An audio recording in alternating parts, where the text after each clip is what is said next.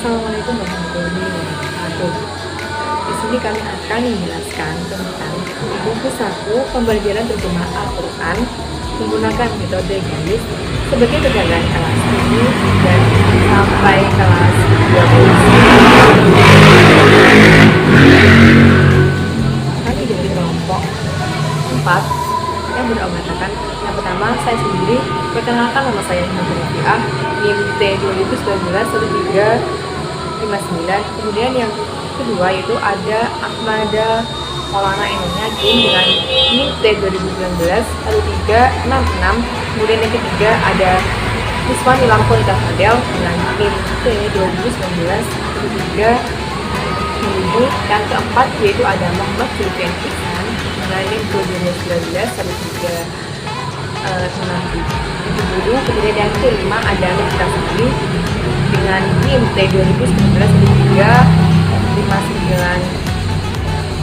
2019-135971. Kemudian yang terakhir yaitu ada Firman dengan T 2019-1374. Alhamdulillah.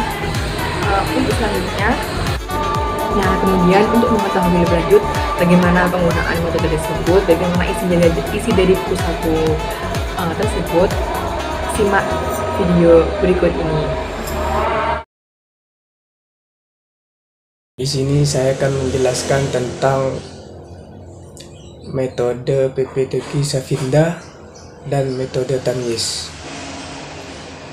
Dan yang pertama saya menjelaskan tentang PPTQ Safinda atau program pelatihan terjemahan Quran Safinda. Di sini PPTQ Safinda merupakan suatu program pelatihan terjemahan Quran yang dikembangkan oleh Pondok Pesantren Safinatul Huda dari Surabaya. Metode ini menggunakan cara menerjemahkan ayat Al-Quran kata per kata dan merangkainya menjadikan satu kalimat. Maka makna Al-Quran tersebut akan terasa jauh lebih mendalam. Nah, langkah-langkah PPTQ Safinda ini kita harus sebagai guru membacakan kata per kata yang diikuti oleh para siswa. Guru dan siswa membaca kata per kata serta nahwu sorofnya. Dan siswa membaca kata per kata, kemudian guru yang menggantikannya. Terlalu siswa mengartikan keseluruhan ayat yang sudah dibacakan bersama-sama. Dan kedua, saya menjelaskan tentang metode Tamyiz. Nah, di sini metode Tamyiz ini merupakan menerjemah Al-Quran atau bisa menerjemahkan Al-Quran dalam waktu 100 jam.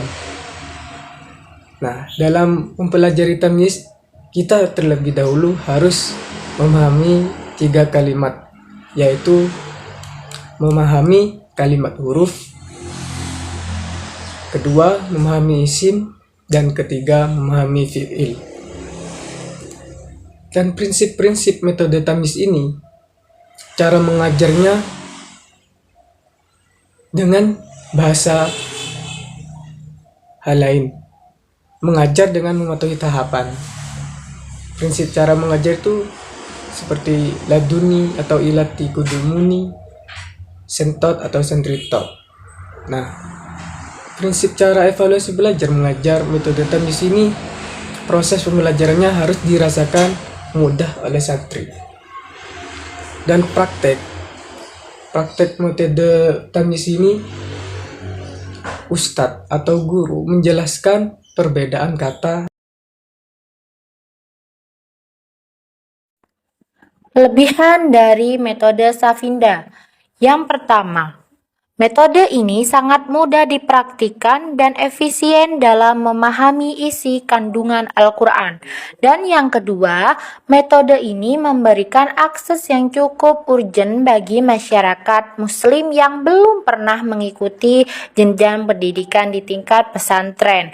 Yang ketiga, metode Safinda ini merupakan satu di antara peran dan usaha untuk pemasyarakatan Al-Quran dan mengqurankan masyarakat.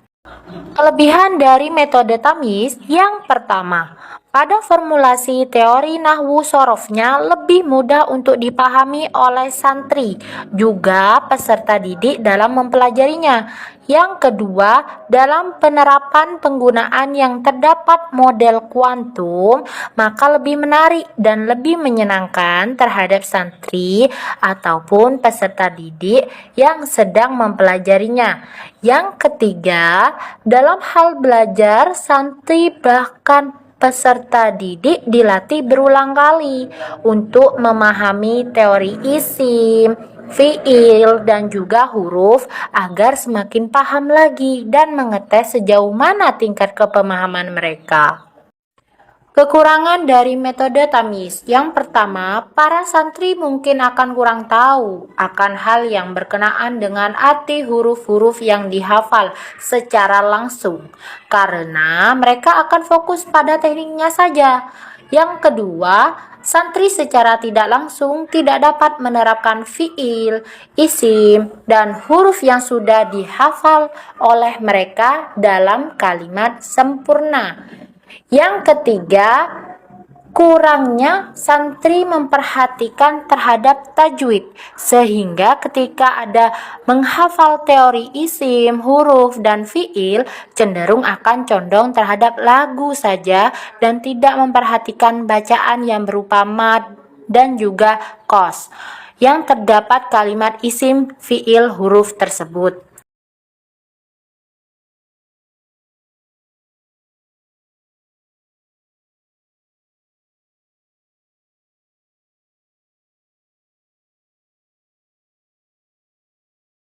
Baik, di sini saya akan menjelaskan tentang pengertian buku saku. Buku saku adalah buku yang berukuran kecil yang dapat dimasukkan ke dalam saku dan bisa dibawa kemana saja. Sehingga buku saku ini memudahkan siswa untuk belajar atau memahami materi di mana saja dan kapan saja mereka ingin belajar. Selain itu, buku saku juga bisa digunakan sebagai media untuk menyampaikan informasi, misalnya tentang visi misi dari universitas ataupun dari organisasi tertentu yang di dalamnya terdapat fungsi, prinsip dari organisasi atau visi misi tersebut agar kita bisa membaca, bisa tahu informasi tentang universitas, di sekolah, perusahaan, organisasi dengan adanya buku saku tersebut yang bisa kita baca di mana saja dan bisa kita bawa kemana saja sehingga irit. Juga di dalam tas juga tidak terlalu tebal, tidak terlalu besar, dimasukkan kantong juga bisa sehingga kita bisa membacanya kapan saja. Baik, di sini saya akan menjelaskan tentang kelebihan dan kekurangan dari buku saku. Buku saku memiliki kelebihan yang pertama, ukurannya kecil sehingga mudah dibawa ke mana saja, sehingga kita dapat mempelajari kapan saja. Yang kedua, meskipun ukurannya kecil, buku saku berisi materi yang lengkap dengan dibuat rangkuman agar siswa lebih cepat memahami materi yang ada dalam buku saku.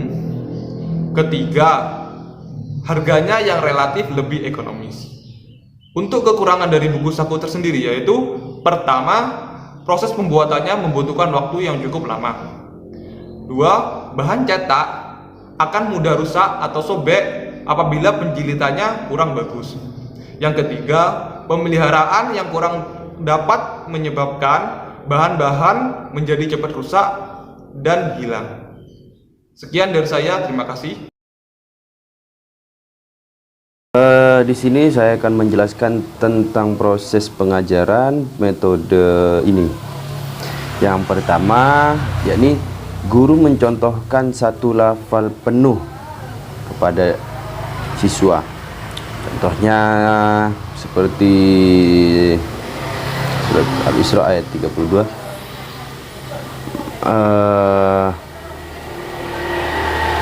Wala taqrabuz zina innahu kana sa'a sabila. Lalu siswa mengikuti apa yang dicontohkan oleh guru.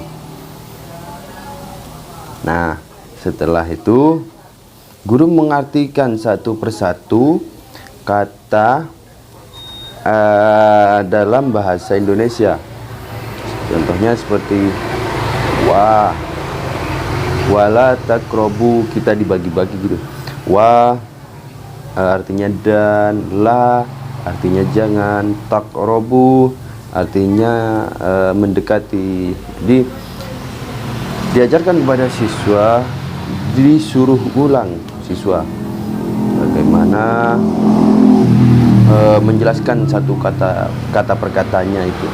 Setelah guru menjelaskan kata per kata dalam satu ayatnya itu, lalu guru itu menyuruh kepada siswa untuk mengartikan satu ayat penuh, ditunjuk siapa yang akan disuruh mengartikan. Boleh untuk guru menunjuk secara acak atau ditunjuk keseluruhan siswa. Nah, setelah dipraktekkan seperti itu, lalu guru menjelaskan tentang kata perkatanya. Contohnya, ini adalah huruf wa, wa itu huruf, la itu huruf, takrobu itu adalah fiil. Nah, di sana guru perlu menjelaskannya secara detail juga. Kenapa ini disebut huruf, kenapa ini disebut fiil, kenapa ini disebut isim gitu. Nah, setelah pembelajaran susunan kata itu, lalu guru menjelaskan isi kandungan apa yang terdapat dalam ayat-ayat yang telah disampaikan oleh guru dalam pelajaran kali ini. Nah, untuk pertemuan berikutnya guru tuh ngetes lagi beberapa siswa ini untuk mengartikan ayat-ayat yang kemarin, serta guru memberi tugas untuk menghafal ayat-ayat yang sekarang yang telah dipelajari kata per katanya. Sekian dari saya. Assalamualaikum warahmatullahi wabarakatuh. Cukup sekian dari kelompok kami. Mohon maaf apabila terdapat kekurangan. Semoga kita dapat memahami dengan baik dan semoga bermanfaat. Cukup sekian. Wassalamualaikum warahmatullahi wabarakatuh.